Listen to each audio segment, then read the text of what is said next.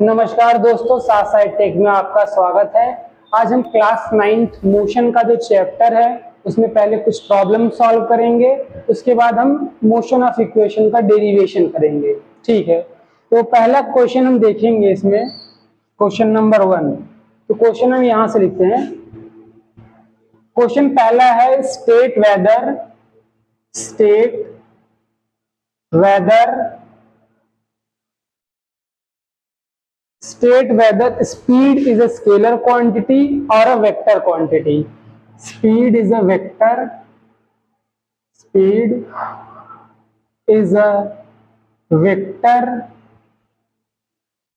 or a scalar quantity. तो काफी basic question है। स्केलर क्वांटिटी, तो ये आपको थ्योरी वाले पोर्शन में ये कवर किया गया था कि स्केलर क्वांटिटीज कौन सी होती हैं और वेक्टर क्वांटिटीज कौन सी होती हैं। आइए दोबारा उसको हम रिवाइज करते हैं और इस क्वेश्चन को क्या करते हैं, सॉल्व करते हैं। पूछा क्या गया है कि स्पीड क्या है, स्पीड एक वेक्टर क्वांटिटी है या स्केलर क्वांटिटी है। तो स्पीड के बारे में पूछा गया है, वेक्टर और स्केलर क्वांटिटी। तो इसका एक्सप्लेनेशन देखेंगे। एक्सप्लेनेशन क्या है, वेक्टर क्वांटिटीज वो क्वांटिटीज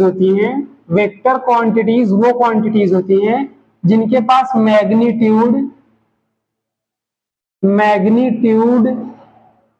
प्लस डायरेक्शन होता है, मैग्नीट्यूड और डायरेक्शन होता है। और स्केलर क्वांटिटीज वो क्वांटिटी हैं जिनके पास सिर्फ और सिर्फ मैग्नीट्यूड होता है। तो स्केलर क्वांटिटीज वो हैं जिनके पास सिर्फ मैग्नीट्यूड होता है, वेक्टर क्वांटिटीज वो हैं जिनके पास मैग्नीट्यूड और डायरेक्शन दोनों होता है। तो स्पीड है, जनरली स्पीड है, तो स्पीड जो है उसके पास सिर्फ और सिर्फ मैग्नीट्यूड होता है। क्या होता है, मैग्नीट्यूड होता है। तो स्पीड के पास सिर्फ और सिर्फ मैग्नीट्यूड होता है, इसीलिए स्पीड क्या है, स्केलर क्वांटिटी है। कैसी क्वांटिटी है, स्केलर क्वांटिटी। ठीक है, तो स्पीड कौन सी क्वांटिटी थी, स्केलर क्वांटिटी। तो काफी बेसिक सा एक क्वेश्चन था, आपको भी समझ में आ गया होगा। अब हम सेकंड क्वेश्चन को डिस्कस करेंगे।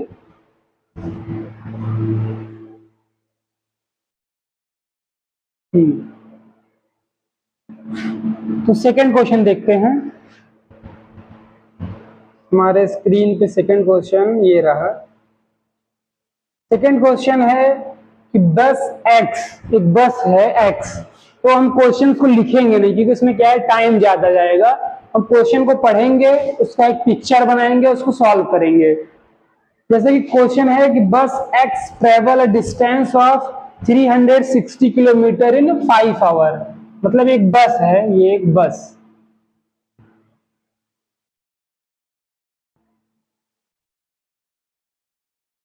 ये क्या है, एक बस है। बस में लिखा क्या गया है कि ये 360 किलोमीटर कवर करता है, 360 किलोमीटर कवर करता है 5 आवर्स में। उसके बाद एक बस, ये एक्स बस है। उसके बाद एक बस है वाई, एक बस वाई है। ये क्या करता है, ये 476 किलोमीटर कवर करता है, 476 किलोमीटर इन 7 आवर्स। ठीक है, अब क्वेश्चन क्या है, इसको थोड़ा इरेज कर देते हैं, इसको इरेज करते हैं।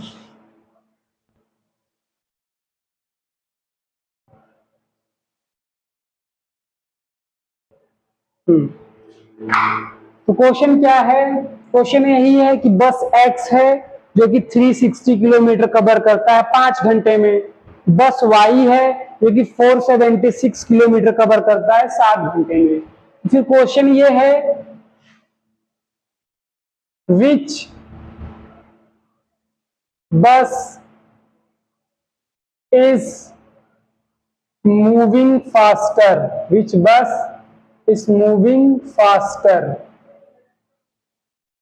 तो ये क्वेश्चन है, कौन सा बस तेज स्पीड से चल रहा है।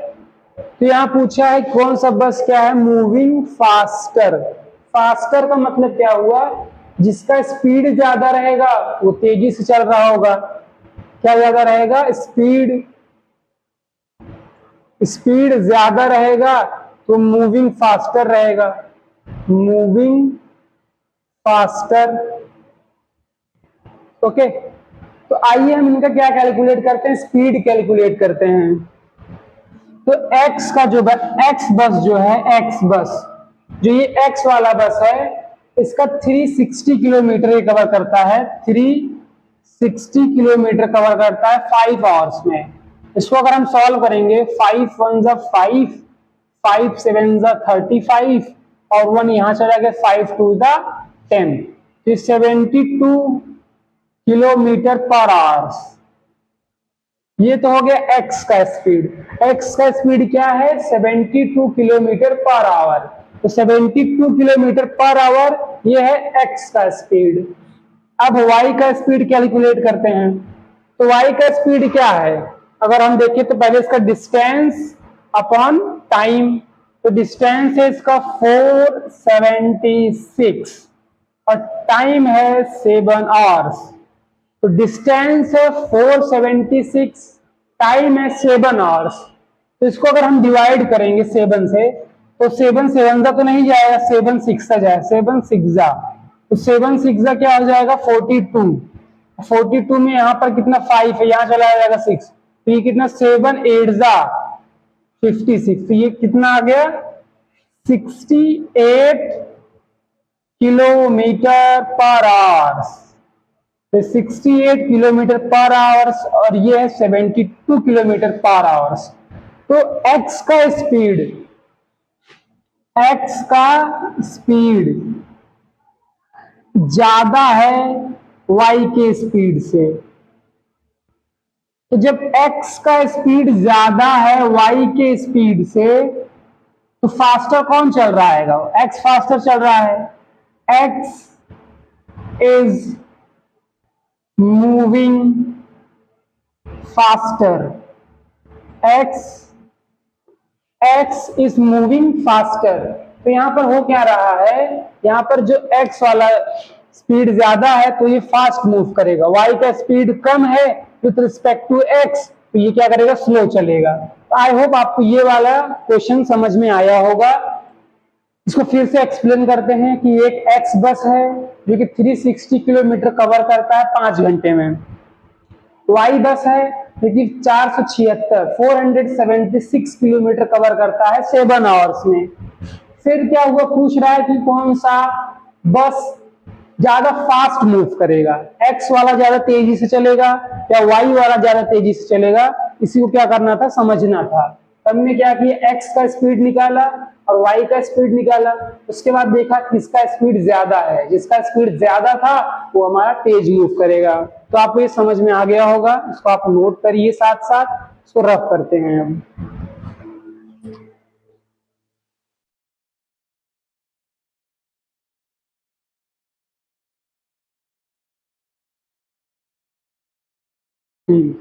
इसको क्या करते हैं, इरेज करते हैं। तो आपको ये क्वेश्चन समझ में आ रहा होगा। और तीसरा क्वेश्चन है, काफी इंटरेस्टिंग है ये क्वेश्चन।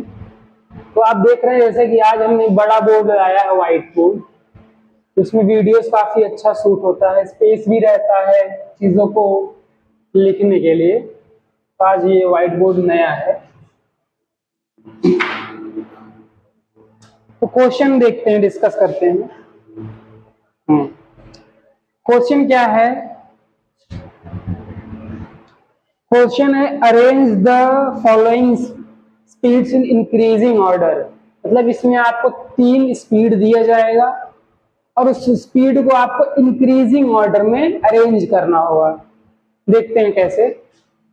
जैसे कि पहला है फर्स्ट क्वेश्चन। पहला क्वेश्चन क्या है, इसमें an athlete running with a speed of 10 metre per second. An athlete, marker का इंक थोड़ा सा लो हो गया है, इसको फिल करते हैं।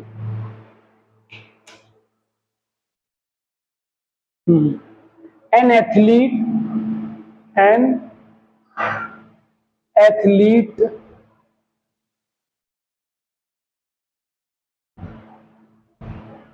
an athlete is moving with 10 metre per second. Second question है, मतलब सेकेंड पॉइंट है इसी का। A bicycle moving with the speed of 20 metre per minute.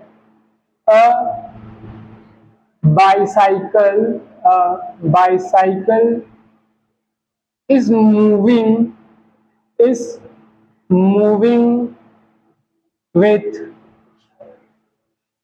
200 metre per minute. इसमें आप देख रहे हैं कि यार ट्विस्ट आ रहा है। यहां पर क्या दिया गया है, 10 मीटर पर सेकेंड, यहां दिया गया है 200 मीटर पर मिनट। तीसरा है a scooter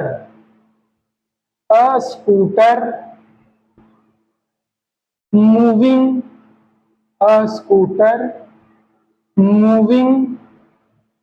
with a speed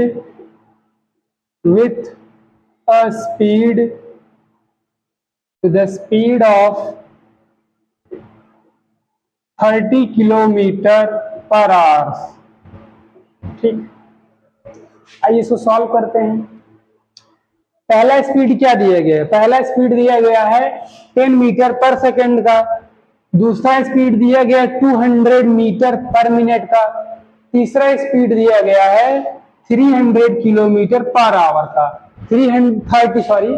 30 kilometre per hour, 200 metre per minute, 10 metre per second. इसमें आपको अरेंज करना है कि सबसे ज्यादा स्पीड किसका है, उसके बाद कम वाला किसका है, उसके बाद कम वाला किसका है।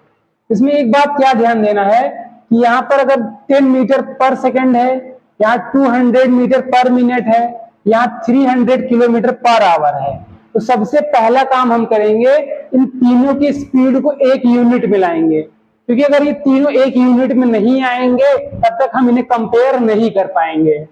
इसको लिख लेते हैं, to compare the speed we first convert the speed into same unit। तो सबसे पहले आप क्या करेंगे कि जो ये तीन स्पीड दिया गया है, तीनों डिफरेंट यूनिट में दिया गया है। पहला वाला दिया गया है 10 मीटर पर सेकेंड, दूसरा वाला दिया गया 200 मीटर पर मिनट, तीसरा वाला दिया गया 30 किलोमीटर पर आवर। तो इनको पहले सेम यूनिट में कन्वर्ट करते हैं। आइए देखते हैं कैसे कन्वर्ट होगा। तो पहला वाला तो 10 मीटर पर सेकेंड है, इसको ऐसे ही रखेंगे। दूसरे वाले को भी हम 10 मीटर पर सेकेंड, मतलब उसको भी हम मीटर पर सेकेंड में कन्वर्ट करेंगे। तो ये 200 मीटर पर मिनट है। ठीक है, तो 200 मीटर पर मिनट है, तो मिनट को सेकेंड में कन्वर्ट कर देंगे। 200 मीटर इंटू मिनट, तो मिनट का क्या है, मिनट तो 1 मिनट में 60 सेकंड होते हैं। तो ये रहा 60 सेकंड। 0 से 0 कैंसिल हो गया और ये 3 जा चला गया, ये 10 जा चला गया। इसको अगर हम सॉल्व करेंगे तो ये 3.33 मीटर पर सेकंड आएगा। 3.33 मीटर पर सेकंड। अब तीसरा जो कि 30 किलोमीटर पर आवर है, 30 किलोमीटर पर आवर है। तो पहले किलोमीटर को हम मीटर में कन्वर्ट करेंगे और आवर को सेकंड में कन्वर्ट करेंगे। ठीक है, तो भैया ये किलोमीटर को मीटर में अगर कन्वर्ट करना है तो 1 किलोमीटर में कितना होता है? सिंपल से अगर देखें 30 इंटू 5/18 होगा। क्या होगा? 5/18। वो कैसे आएगा? वो ऐसे आएगा। जब यहाँ हम 1000 लिखेंगे, क्या लिखेंगे? 1000 और नीचे 3600, ये जीरो ये जीरो ये जीरो कैंसिल, ये 18 जा और ये 5 जा, तो ये हमारा आ जाएगा 5/18। इसको सॉल्व करेंगे अगर हम, यह आ जाएगा हमारा 9 जा, ये हमारा आ जाएगा 15, ये 3 3 जा 9, ये 3 5 जा, ये हमारा आ जाएगा 25/3 मीटर पर सेकेंड। इसको अगर हम सॉल्व करेंगे, तो 8 त्रिक 24, 8.3 मीटर पर सेकेंड आ जाएगा। ठीक है, 8.3 मीटर पर सेकेंड। तो 3 वैल्यूज हमें मिल गई हैं। पहले वाले का क्या रहेगा? पहले वाले का 10 मीटर पर सेकेंड है। दूसरे वाले का जो स्पीड है वो है 3.33 मीटर पर सेकेंड। चौथा और तीसरा वाला जो है उसका स्पीड है 8.3 मीटर पर सेकेंड। तो तीनों सेम यूनिट पे आ गया है। इसको अब हम क्या करते हैं? सॉल्व करते हैं। सॉल्व सिंपल है। न्यूमेरिकल वैल्यू देखो, ये 10 है, ये 8 है, ये 3.3 है। तो सबसे ज्यादा स्पीड है 1 का, उसके बाद 3 का, उसके बाद 2 का। ये रहा आंसर। थोड़ा बड़ा था ये, लेकिन काफी अच्छा कॉन्सेप्ट था। इस कॉन्सेप्ट में क्या सीखने को मिला? इसमें ये सीखने को मिला हमें कि सबसे पहले जब भी स्पीड का कंपैरिजन करेंगे उसमें हमें सेम यूनिट को सेम यूनिट से कंपेयर करना है। तो सेम यूनिट को सेम यूनिट से कंपेयर करने के लिए यही है कि हमें कन्वर्ट करना होगा स्पीड को उनके सेम यूनिट में। अब स्पीड को सेम यूनिट में कन्वर्ट करने के लिए मैथमेटिक्स आता है। तो मैथमेटिक्स में हमने कन्वर्जन पढ़ा होता है, उसमें हमें कन्वर्ट करना रहेगा। मीटर को आवर में कैसे करें, किलोमीटर को मीटर में कैसे करें, मीटर को किलोमीटर में कैसे करें, इसको आप अच्छे से समझ लीजिएगा। बाकी का हमने इसको बेसिक से पूरा किया है और आसानी से आपको समझाया है। तब तक पहला क्वेश्चन हमने देखा स्केलर और वेक्टर से। दूसरा क्वेश्चन हमने सॉल्व किया किसका स्पीड ज्यादा रहेगा, किसका स्पीड कम रहेगा। तीसरा हमने जो सॉल्व किया ये स्पीड को अरेंज करना था। आप इसको नोट करिएगा, हम रफ करेंगे इसे।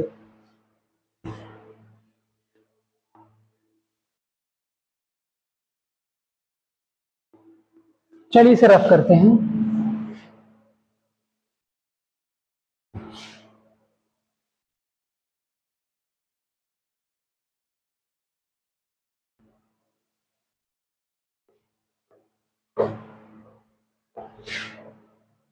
तो आई होप आपको वीडियोस काफी अच्छे लग रहे होंगे। चीजें जो है काफी आसानी से समझाई जा रही हैं।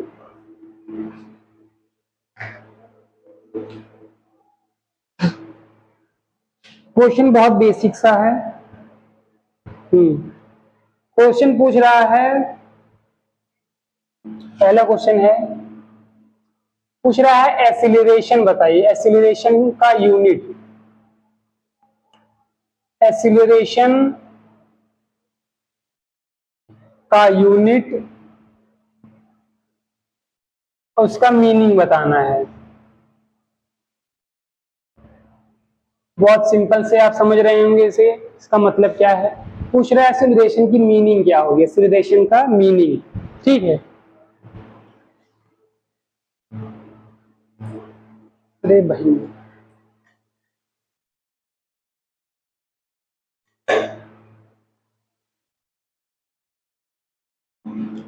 तो एक्सीलरेशन का यूनिट लिखते हैं। तो एक्सीलरेशन का यूनिट क्या होता है?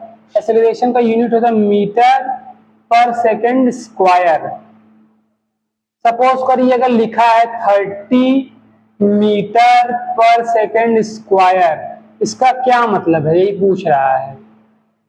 इसका मतलब यही है कि भैया एवरी सेकंड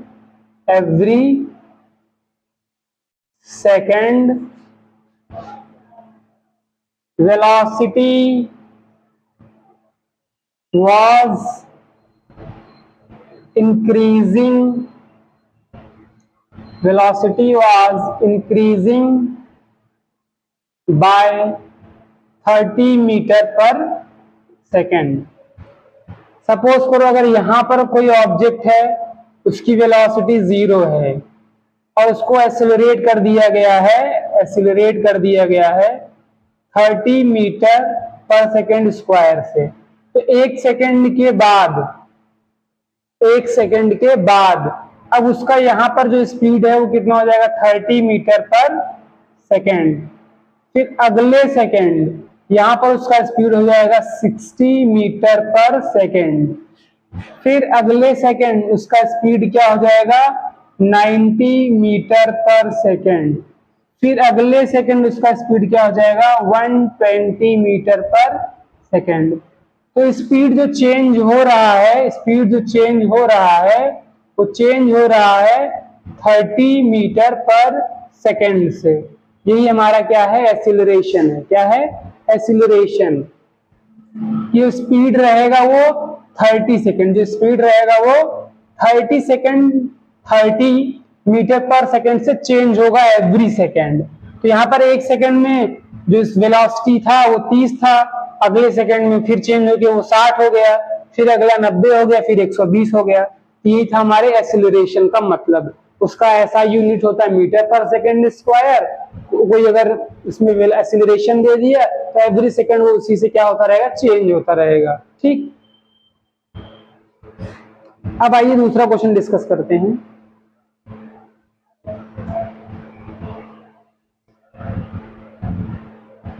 क्वेश्चन है अ train is starting from railway station. यहां लिखते हैं, हाँ इसको इरेज कर देते हैं पहले। चलिए लिख रहे हैं इसे। अ train is starting from railway station. तो ट्रेन जब भी रेलवे स्टेशन स्टार्ट होगा इसका मतलब इनिशियल वेलोसिटी क्या था 0 है। जब भी ट्रेन स्टार्ट होगा तो इनिशियल वेलोसिटी क्या हो गया 0 हो गया। फिर आगे चल रहा है attain speed of 21 metre per second. इसका इनिशियल फाइनल वेलोसिटी कितना होगा 21 मीटर पर सेकेंड। टाइम क्या है जो अटेन करने में 1 मिनट। फिर पूछ रहा है एक्सीलरेशन बताओ। क्या पूछ रहा है एक्सीलरेशन बताओ। तो एक्सीलरेशन का जीता जागता फार्मूला आप जानते ही हैं, final minus initial upon T. Final है 21, इनिशियल है 0, टी है हमारा 60। इसको सॉल्व करेंगे तो 21 upon 60 metre per second square, ये हमारा आ जाएगा एक्सीलरेशन। इसको आप लिखिए, रफ करते हैं।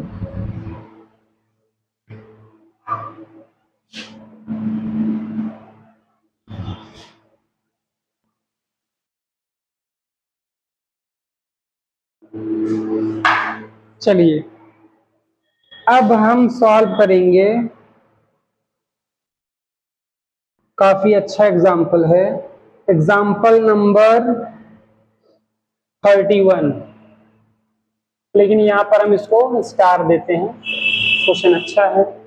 क्वेश्चन क्या है, a motorcyclist start from rest. A motor cyclist start from rest and reach a speed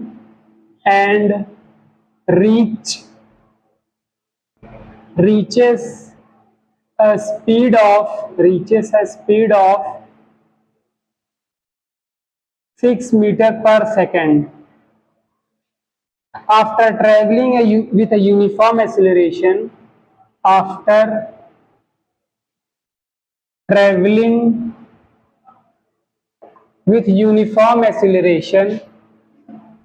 with uniform acceleration after traveling a uniform acceleration for 3 seconds. What is his acceleration? What is his acceleration? इसको हम solve करेंगे। हाँ, तो question क्या है? Question है कि motorcyclist start from rest and reaches a speed of 6 meter per second after traveling a uniform acceleration for 3 seconds. ठीक, what is his acceleration? तो यहाँ पर सिंपल से acceleration पूछ रहा है। अच्छा, ये रेस्ट से स्टार्ट हुआ है, इसका मतलब इसका इनिशियल वेलोसिटी 0 हो गया। इनिशियल वेलोसिटी क्या हो गया? 0 हो गया। फाइनल वेलोसिटी निकालिए इसका। फाइनल वेलोसिटी क्या हो गया? Final velocity 6 metre per second हो गया। अब क्या पूछ रहा है? Reaches speed of 6 metre per second after travelling with uniform acceleration for 3 second. तो टाइम इनका क्या हो गया? टाइम हो गया ये 3 सेकेंड। इसका क्या मतलब है कि भाई 6 मीटर पर सेकेंड का जो इनका स्पीड था after travelling a uniform acceleration of 3 second, मतलब कि अभी 0 है इनका, अभी 0। 1 सेकेंड बाद कुछ स्पीड हुआ होगा x1, फिर कुछ स्पीड हुआ x2, फिर उसके बाद ये 6 मीटर पर सेकेंड पे चलने लग गए 2 सेकेंड और 3 सेकेंड में। तो ये जो एक्सेलरेशन, जो ये वेलोसिटी चेंज हो रहा है, ये change in velocity upon time 3 second के लिए हुआ है। तो एक्सेलरेशन का वही फार्मूला लगाना है, final minus initial upon time taken. ठीक है, तो final minus initial upon time taken. तो फाइनल वेलोसिटी क्या था? फाइनल वेलोसिटी 6 है, तो यहां 6 रखेंगे। इनिशियल वेलोसिटी क्या था? 0, तो यहां 0 रखेंगे। टाइम क्या था? 3 सेकेंड, तो यहां 3 सेकेंड रखेंगे। इसको अगर हम सॉल्व करेंगे तो क्या आ जाएगा? मान लो इसको यहां सॉल्व करें अगर, ये हमारा आ जाएगा 2 मीटर पर सेकेंड स्क्वायर। ये हमारा आ जाएगा एक्सीलरेशन। एक्सीलरेशन क्या है? एक्सीलरेशन है 2 मीटर पर सेकेंड स्क्वायर। ठीक, इसको दोबारा देखते हैं। इसमें कुछ नहीं था, इनिशियल 0 था, फाइनल हमारा 6 था, टाइम हमने 3 सेकेंड दिया, और उसके बाद हमने एक्सीलरेशन का वैल्यू पुट किया, एक्सीलरेशन का फार्मूला लिखा, उस पर वैल्यू पुट किया और सॉल्व कर दिया। ये हमारा हो गया क्वेश्चन नंबर 4। अब एक लास्ट क्वेश्चन डिस्कस करते हैं, उसके बाद एक छोटा सा टॉपिक देखेंगे।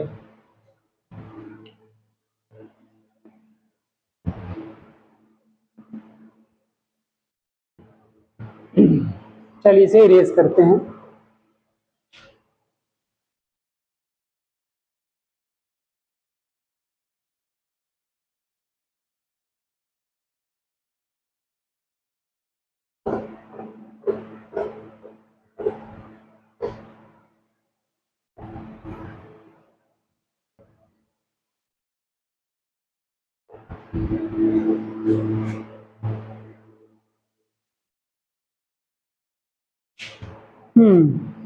Question number 5।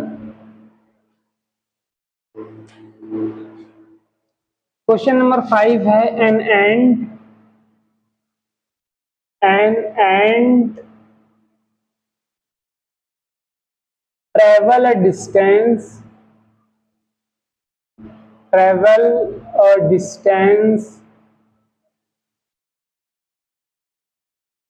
an ant travel a distance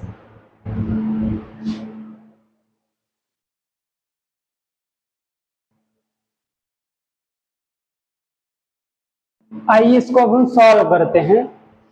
question आपको दिख रहा होगा, a ant travel distance of 8 centimetre from P to Q and then move a distance of 6 centimeter at a right angle to PQ.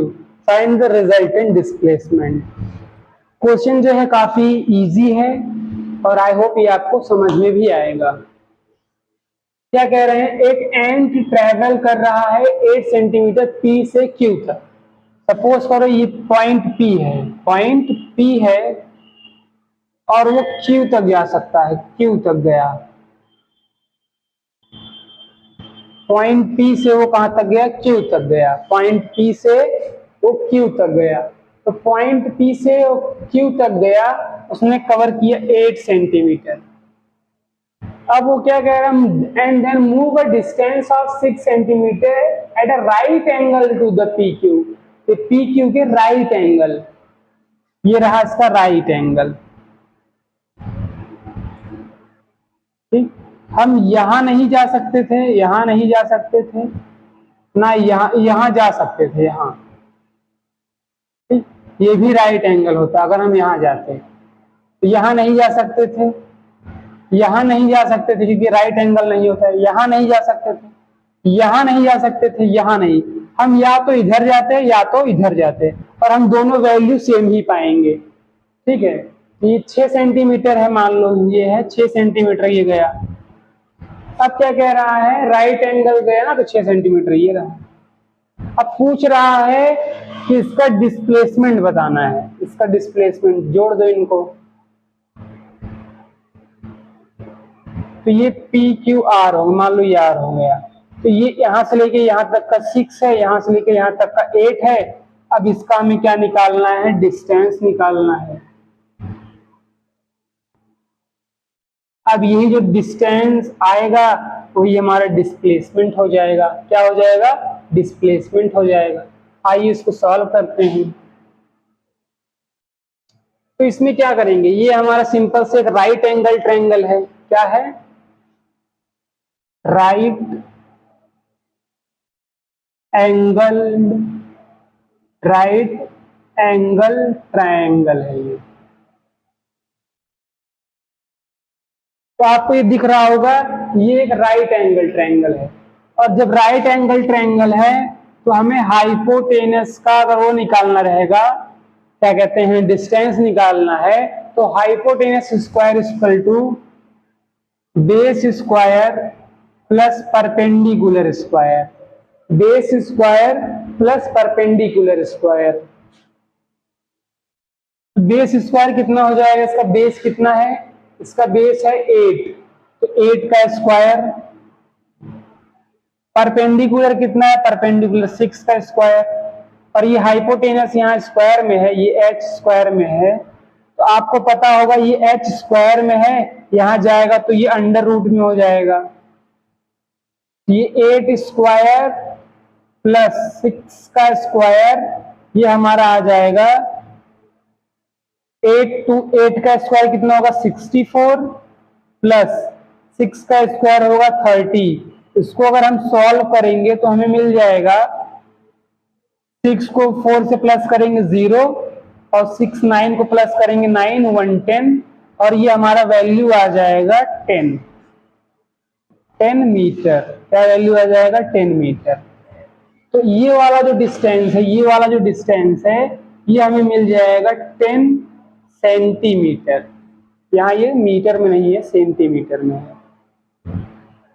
Centimetre में क्यों है, क्योंकि हमारे ये जो वैल्यूज हैं हमें सेंटीमीटर में ही दिए गए हैं। ये सेंटीमीटर में ही है, ये सेंटीमीटर में ही है। ठीक है, तो इसको हमने सॉल्व किया, और सॉल्व करके हमारा डिस्प्लेसमेंट क्या आ गया, 8 सेंटीमीटर। तो 8 सेंटीमीटर हमारा क्या आ गया, डिस्प्लेसमेंट।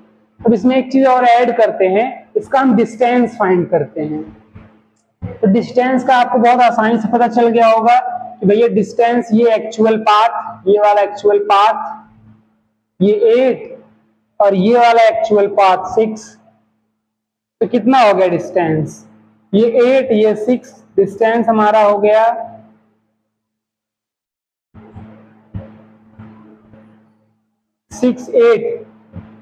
8 सेंटीमीटर प्लस 6 सेंटीमीटर, ये हो गया 14 सेंटीमीटर।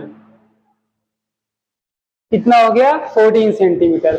आई होप ये आपको क्वेश्चन समझ में आया होगा। तो 5 क्वेश्चन हमने डिस्कस किया है आज। अब इसके बाद हम डिस्कस करने चल रहे हैं इक्वेशन ऑफ मोशन। तो ये काफी इंटरेस्टिंग है। इसका इक्वेशन ऑफ मोशन हम डेरिवेशन देखेंगे, डेरिवेशन के बाद हम क्या देखते हैं, डेरिवेशन के बाद हम देखेंगे कुछ न्यूमेरिकल्स। आपको उसमें न्यूमेरिकल दिया जाएगा, आपको न्यूमेरिकल सॉल्व करना रहेगा, ठीक है। तो इसको हम क्या करते हैं, इरेज करते हैं।